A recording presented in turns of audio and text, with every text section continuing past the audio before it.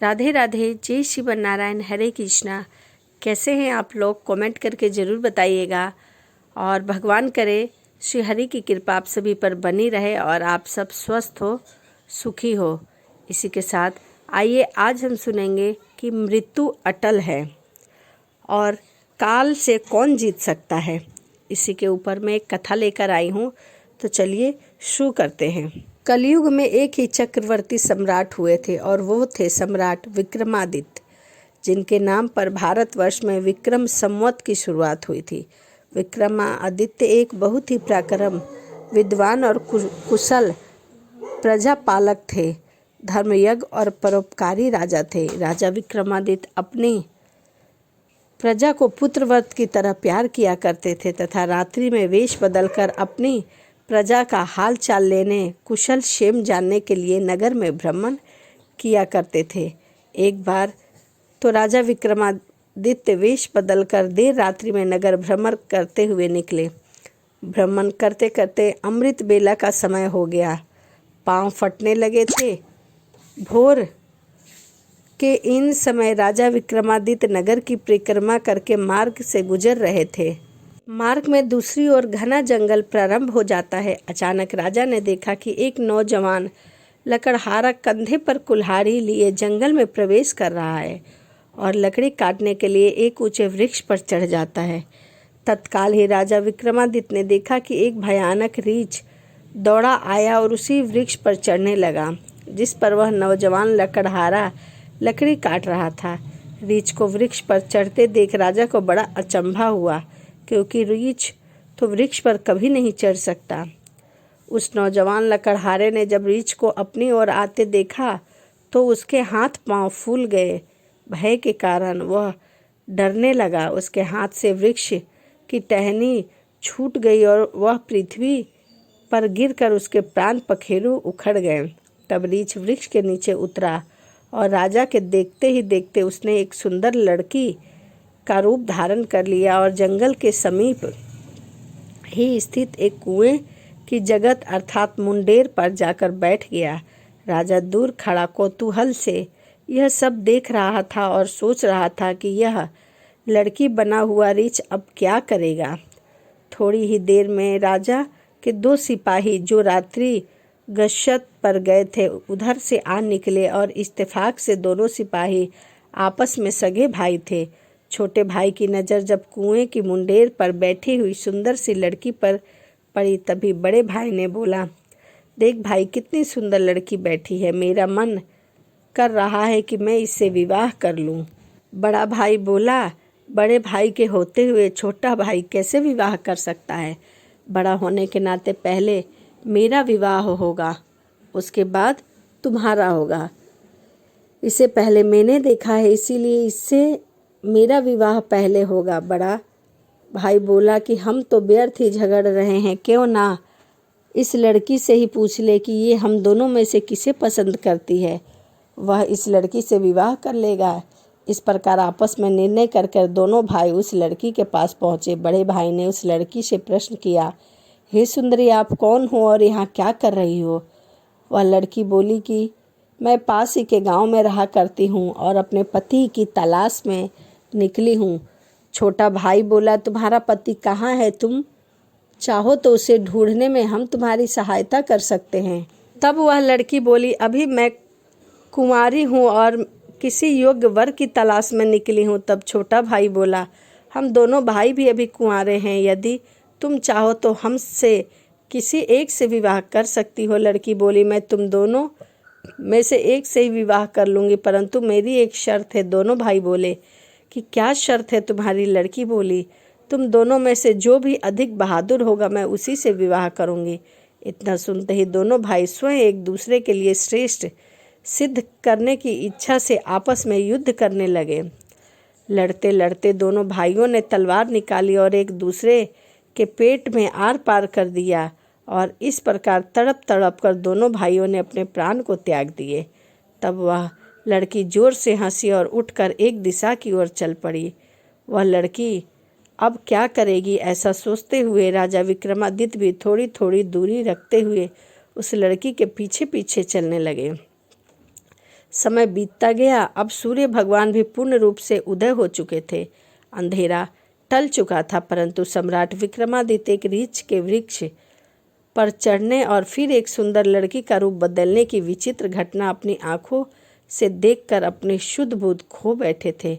उन्होंने अपनी भूख प्यास और राजपाट के विषय में भी कुछ न सोचा और बिल्कुल भी न ध्यान दिया, और न ही उन्हें ध्यान रहा तो केवल उस रहस्यमयी सुंदरी लड़की के विषय में जानने की जिज्ञासा हुई। अतः अब सुंदर लड़की का सावधानीपूर्वक दूरी बनाकर पीछा करते करते लगभग 200 कदम आगे चलने के बाद राजा विक्रमादित्य के विषम की सीमा न रही, क्योंकि राजा विक्रमादित्य के देखते ही देखते एकाएक वही सुंदर लड़की अब एक लड़की नहीं रही थी, अपितु एक जहरीली नाग का रूप धारण कर चुकी थी। वह जहरीला नाग अब बड़ी तेजी से आगे बढ़ने लगा। कुछ दूर आगे चलकर एक नदी बह रही थी। वह भयानक जहरीला नाग नदी के किनारे पहुंचकर कुछ ही क्षण रुका और राजा के देखते ही देखते नदी में कूद गया। नदी के बीचों बीच एक नाव चल रही थी, जिसमें 20-25 लोग सवार थे। वह जहरीला नाग उस नाव की तरफ बढ़ने लगा। सम्राट विक्रमादित्य किनारे पर खड़े होकर सब कुछ देख रहे थे।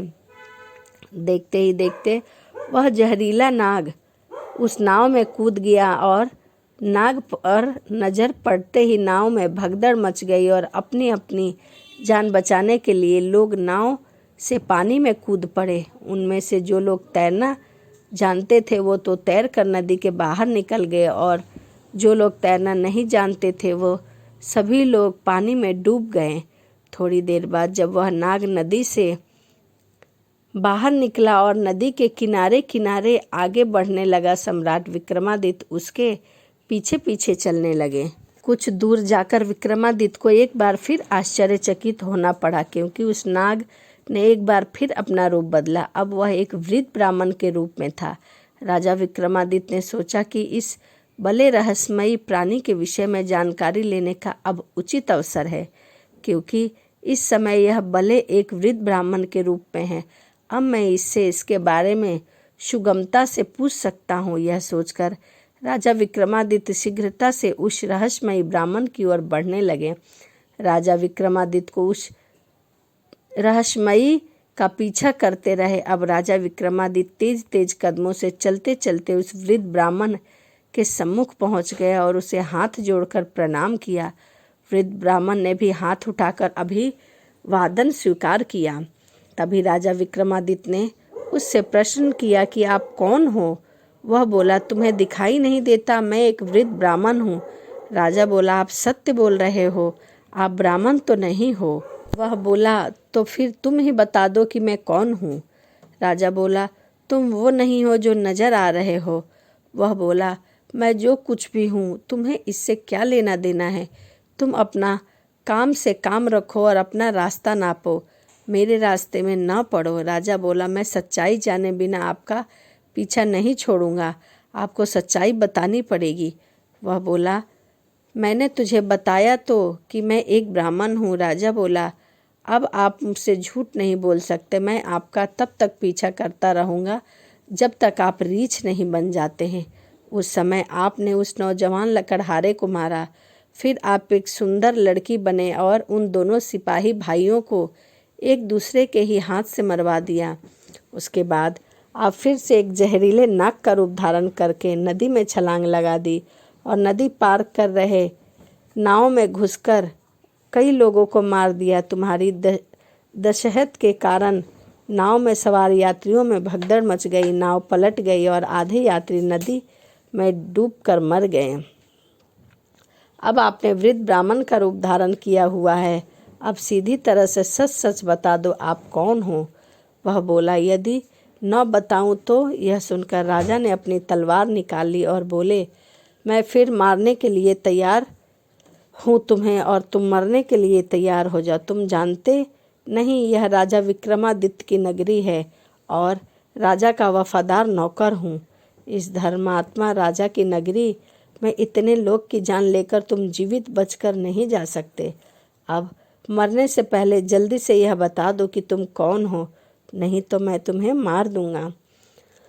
तभी राजा विक्रमादित्य की यह धमकी सुनकर वह वृद्ध ब्राह्मण जोर जोर से खिलखिलाकर हंस पड़ा और बोला कि मैं जानता हूँ कि यह महाप्रतापी सम्राट विक्रमादित्य की राजधानी है, और मैं यह भी जानता हूँ कि तुम विश्व प्रसिद्ध सम्राट विक्रमादित्य हो। फिर भी एक बात जान लो कि तुम मुझे नहीं मार सकते, बल्कि एक दिन ऐसा आएगा कि मैं तुम्हें मरने के लिए विवश कर दूंगा।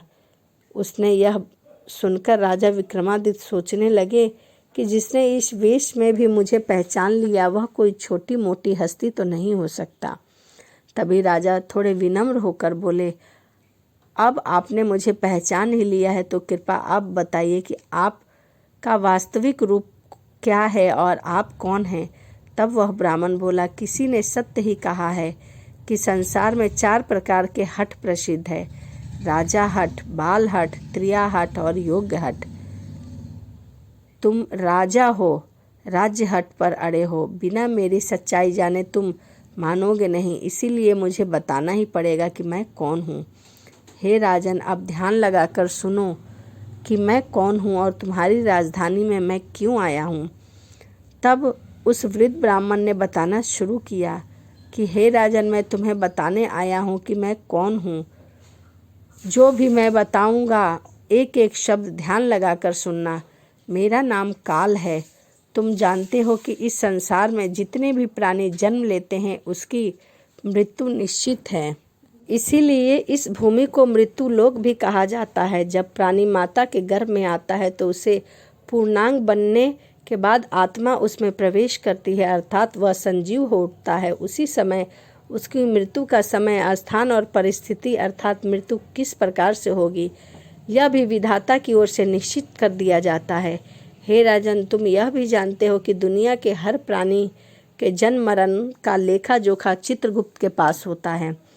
जब भी किसी प्राणी की मृत्यु आ जाती है वह धर्मराज को सूचित करके, अब क्योंकि सभी प्राणियों की मुक्ति का विभाग भगवान शिव के पास है, अतः धर्मराज उस प्राणी को मृत्यु प्रदान करने की आज्ञा भगवान शिव से मांगता है। जब भगवान शिव आज्ञा दे देते हैं तो धर्मराज उसे अर्थात काल को आज्ञा देता है। तब मैं मृत्यु लोक अर्थात पृथ्वी पर आता हूँ। मुझे यह पता है कि किस प्रकार की, किस समय, किस स्थान पर और किस परिस्थिति में उसकी मृत्यु होगी। मैं उस समय को निश्चय कर कर उसी निश्चित स्थान पर लेकर जाता हूँ, अर्थात पहुँचा देता हूँ जहाँ पर उसकी मृत्यु लिखी गई है, अर्थात निश्चय है। और जिस प्रकार से मृत्यु लिखी गई है मैं उस स्थान पर वैसी ही परिस्थिति और हालात बना देता हूँ। इसीलिए मैं काल हूँ। उस लकड़हारे को मैंने नहीं मारा। राजा विक्रमादित्य बोले, तुम फिर झूठ बोल रहे हो। मैंने स्वयं अपनी आंखों से देखा है कि उस लकड़हारे की मृत्यु का कारण तुम ही थे। वृद्ध ब्राह्मण बोला, बेशक कारण मैं बना था, लेकिन संसारिक लोग तो यही समझेंगे कि लकड़हारे की मृत्यु वृक्ष पर से गिरने से हुई है, वृक्ष की टहनी टूटने के कारण हुई है। और फिर मुझे तो मृत्यु देव धर्मराज के आदेश का पालन करना ही पड़ता है। उसकी मृत्यु वृक्ष पर से गिरने के कारण लिखी गई थी, इसीलिए मैंने रीछ बनकर वैसा ही परिस्थिति और हालात पैदा कर दिया। नहीं तो जरा सोचो, यदि असली रीछ होता तो क्या कभी पेड़ पर चढ़ता? कदापि नहीं चढ़ता। परंतु वह तो मैं था और मेरे लिए तो कुछ भी असंभव नहीं है, सब कुछ संभव है। अगर उन सिपाही भाइयों की बात करें तो उनको भी मैंने ही मारा, क्योंकि मृत्यु एक दूसरे को हाथों से ही लिखी थी, अतः उनके लिए मुझे सुंदर लड़की बनना पड़ा। नाव में सवार कुछ लोगों की मृत्यु पानी में डूबने के कारण ही लिखी थी, इसीलिए मुझे भयानक नाग का रूप धारण करना पड़ा, और जिनकी मृत्यु नहीं लिखी थी वह तैर कर बाहर निकल गए। हे राजन, मुझे लगता है कि अब आप अच्छी तरह से समझ गए होंगे कि मैं कौन हूँ और तुम्हारी नगरी में क्यों आया था, और यह भी समझ गए होंगे कि इस समय, स्थान और परिस्थिति की सांसारिक प्राणी के जीवन में कितनी बड़ी भूमिका होती है। राजा विक्रमादित्य ने वृद्ध ब्राह्मण रूपी काल की बात बड़े ध्यानपूर्वक और गंभीरता से सुनी। काल कहने लगा, हे राजन, अब मैं चलता हूँ। राजा विक्रमादित्य बोले, हे कालदेव, आपने मुझे बहुत अच्छी जानकारी दी है, जिसके लिए मैं आपका बहुत ही आभारी हूँ, आभार व्यक्त करता हूँ। कृपया जाने से पहले मेरे एक और प्रश्न का उत्तर देते जाइए, जिसको सुनकर मैं संतुष्ट हो जाऊँ। कालदेव बोले, पूछो, क्या पूछना चाहते हो, शीघ्र पूछो, मेरे पास इतना समय नहीं है। राजा विक्रमादित्य बोले, कृपया करके मुझे यह बताइए कि मेरी मृत्यु कब, किस स्थान पर और किस प्रकार से होगी। तभी कालदेव बोले कि हे राजन, मैं यह तो बता सकता हूँ कि तुम्हारी मृत्यु कहाँ और किस प्रकार से होगी, परंतु यह नहीं बता सकता कि तुम्हारी मृत्यु कब होगी। तभी राजा विक्रमादित्य बोले कि हे कालदेव, मृत्यु का समय बताने में आपको क्या आपत्ति है। कालदेव बोले, हे राजन, यदि मैंने पहले ही आपकी मृत्यु का समय बता दिया तो उसी क्षण से आप चिंताग्रस्त हो जाओगे, और आप तो जानते हो कि चिंता चिता के समान होती है। अभी तो आपको अपने शासनकाल में बहुत ही शुभ और जन कल्याण के कार्य करने हैं। राजा विक्रमादित्य बोले, चलो समय न सही, यह तो बता दो कि मेरी मृत्यु कब, कैसे और कहाँ होगी। कालदेव बोले, सुनो राजा, तुम्हारी मृत्यु तुम्हारे ही महल में सीढ़ियों पर से पांव फिसलने कर गिरने के कारण होगा। इतनी बात सम्राट विक्रमादित्य को बताकर वृद्ध ब्राह्मण रूपी काल शीघ्र ही एका दिशा की ओर चल पड़े और कुछ दूर जाकर विलुप्त हो गए। इस वक्त तक सूर्य भगवान पूर्ण रूप से अस्त हो चुके थे। चारों तरफ अंधकार छा गया था।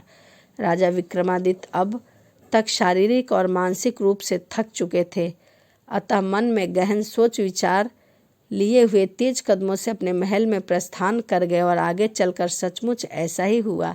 राजा विक्रमादित्य की मृत्यु अपने ही महल में सीढ़ियों से फिसल कर गिरने से हुई थी, और इस कथा की पुष्टि इतिहासकारों ने भी की है।